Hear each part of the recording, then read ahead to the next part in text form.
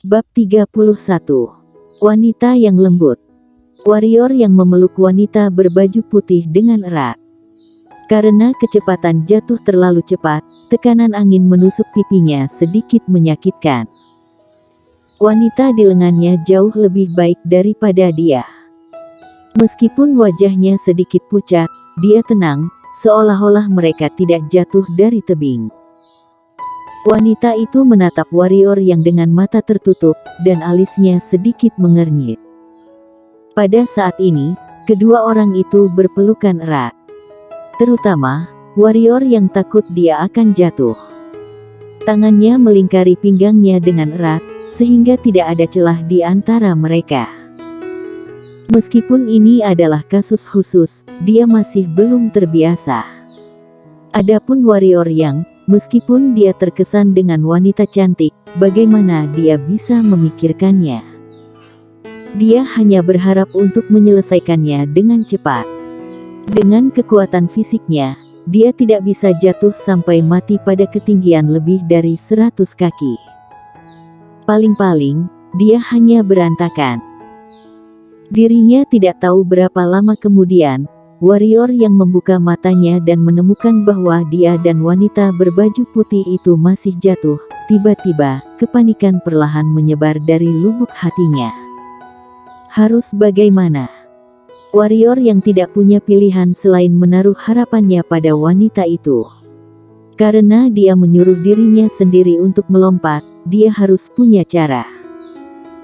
Jika tidak, saat ini, jika pada akhirnya mereka harus melakukannya, hanya akan menjadi gilingan daging. Paling-paling, miliknya sendiri yang tersisa lebih lengkap. Aku tidak tahu. Wanita itu memandang warrior yang dan berkata dengan suara rendah. Bagaimana kamu tidak tahu? Bagaimana bisa tidak tahu? Kamu yang menyuruhku melompat. Warrior yang tiba-tiba menjadi marah. Wanita di lengannya benar-benar tidak bertanggung jawab. Suruh dia melompat turun dan berkata, aku tidak tahu. Ini adalah pembunuhan sewenang-wenang kehidupan manusia. Kalau di atas sana, kamu sudah mati sekarang. Lompat ke bawah, setidaknya kamu masih hidup. Wanita itu melirik warrior yang dengan ringan, lalu menoleh dan tidak melihatnya lagi. Meskipun kalimat ini sedikit omong kosong, tidak dapat dipungkiri bahwa apa yang dikatakan wanita di depannya masih masuk akal. Setelah mengambil napas dalam-dalam, warrior yang mencoba menenangkan diri. Dia tidak boleh mati. Jika dia mati, bagaimana dengan saudara perempuan dan ibunya? Siapa yang akan menjaga mereka? Cari jalan, cari jalan. Hah? Apa yang terjadi? Tiba-tiba, warrior yang membuka matanya dan berkata, mengapa energi hitam di tubuhku menghilang? Hilang. Wanita itu berkata dengan suara rendah, lembah penghancur jiwa ini memiliki kekuatan aneh.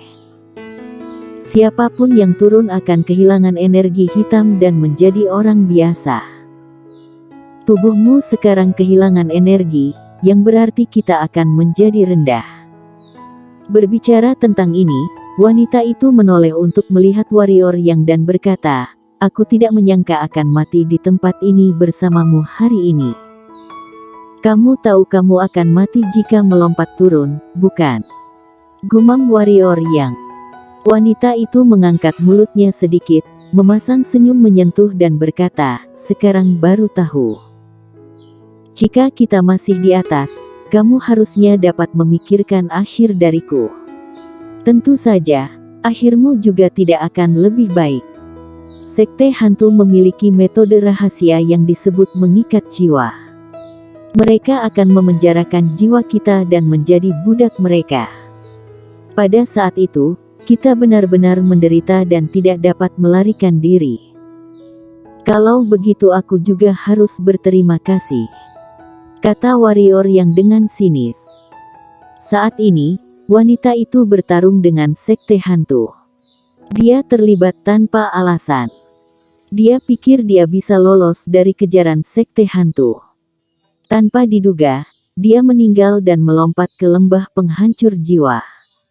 Meskipun dia tahu itu urusan wanita di depannya, dia masih tidak senang. Wanita itu tersenyum dan berhenti berbicara.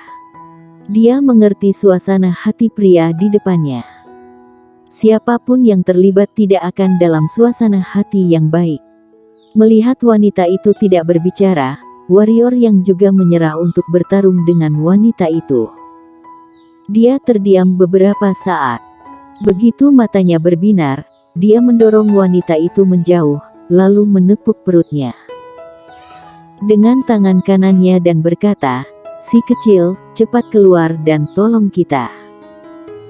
Jika kamu tidak keluar, kamu tidak bisa hidup di dalamnya lagi sepanjang hidupmu."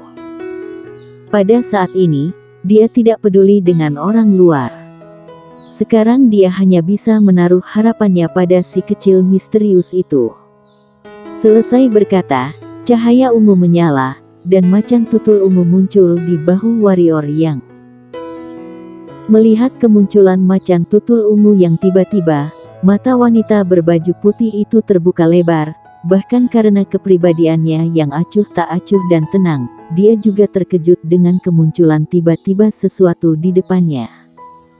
Bagaimana monster hitam itu muncul? Mengapa dirinya belum pernah melihat monster hitam XX seperti itu? Serangkaian pertanyaan muncul di otak wanita berbaju putih itu. Setelah macan tutul ungu muncul, kepalanya menggosok pipi warrior yang, dan kemudian tampaknya menemukan sesuatu yang salah, melihat sekeliling dengan mata besar, dan akhirnya menatap warrior yang, dengan kebingungan tertulis di matanya. Si kecil, apakah ada cara menyelamatkan nyawa? Melihat si kecil yang lucu ini, warrior yang berkata dengan tergesa-gesa.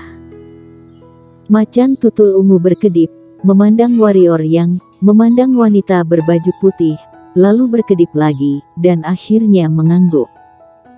Melihat si kecil mengangguk, warrior yang merasa lega. Sekarang dia tidak sabar untuk mencium si kecil. Si kecil sangat imut. Macan tutul ungu mengarahkan cakarnya ke warrior yang dan wanita berbaju putih, lalu melambaikannya ke udara. Tiba-tiba, topeng ungu menyelimuti warrior yang dan wanita berbaju putih. Ketika topeng ungu muncul, kecepatan warrior yang dan wanita berbaju putih itu melambat. Dirinya merasa kecepatan turunnya melambat. Warrior yang senang. Dia melihat macan tutul ungu dan matanya bersinar.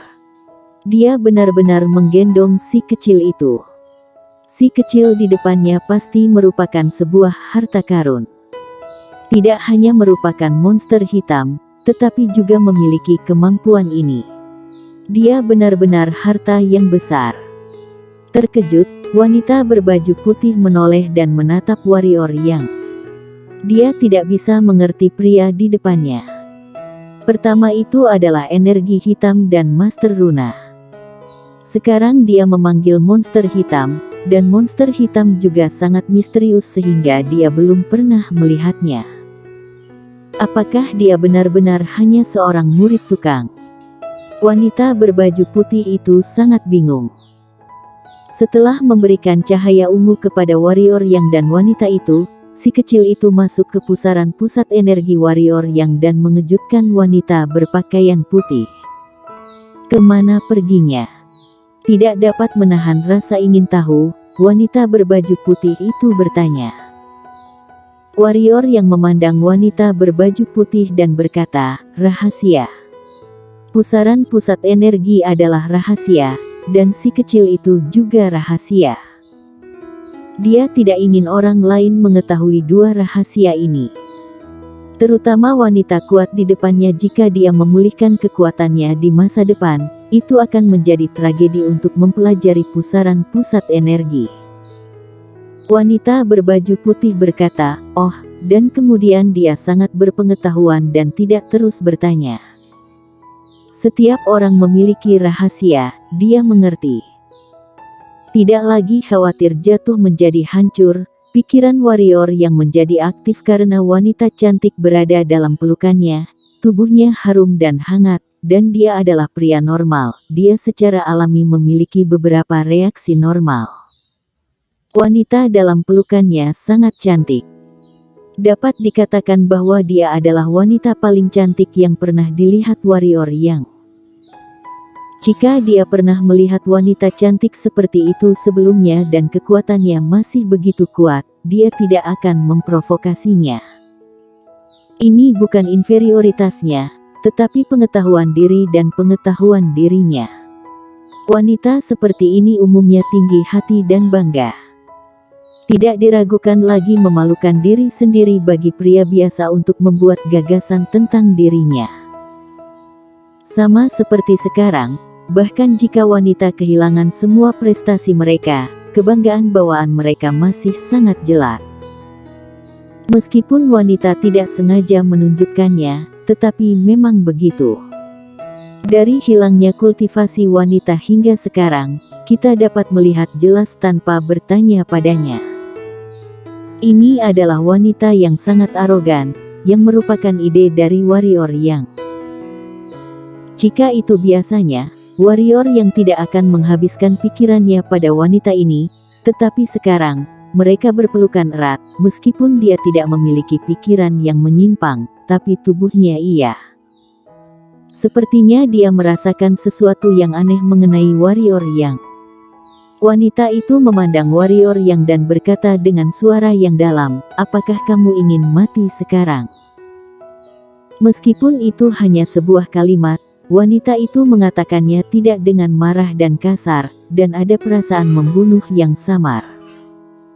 Sadar akan niat membunuh yang memancar dari wanita itu, kulit kepala warrior Yang mati rasa.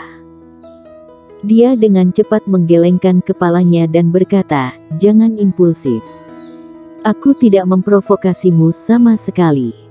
Alasan untuk ini adalah reaksi yang benar-benar normal. Itu benar-benar reaksi yang normal. Kita berada di kapal yang sama sekarang.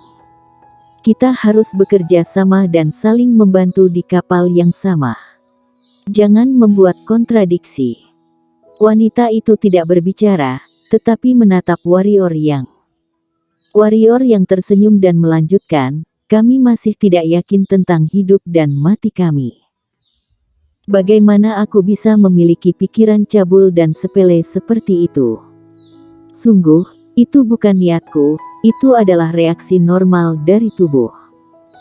Kamu harus tahu."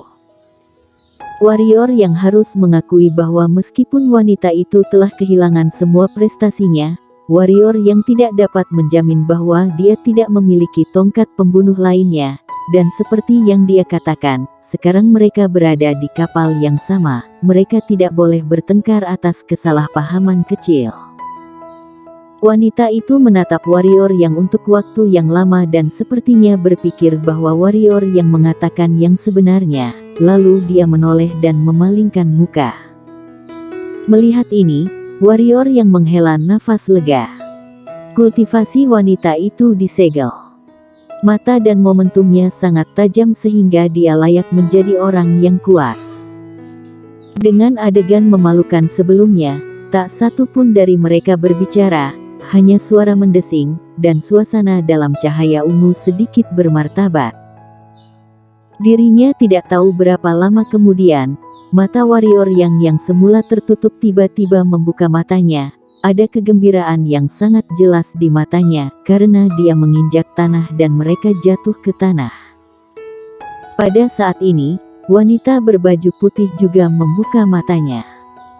Mereka saling memandang, dan kemudian segera berpisah. Mereka melemparkan pandangan mereka ke kejauhan, dengan kabut ungu. Setelah mereka melihat pemandangan di kejauhan dan di bawah kaki mereka, wajah mereka segera terfokus. Apa yang mereka lihat? Bersambung.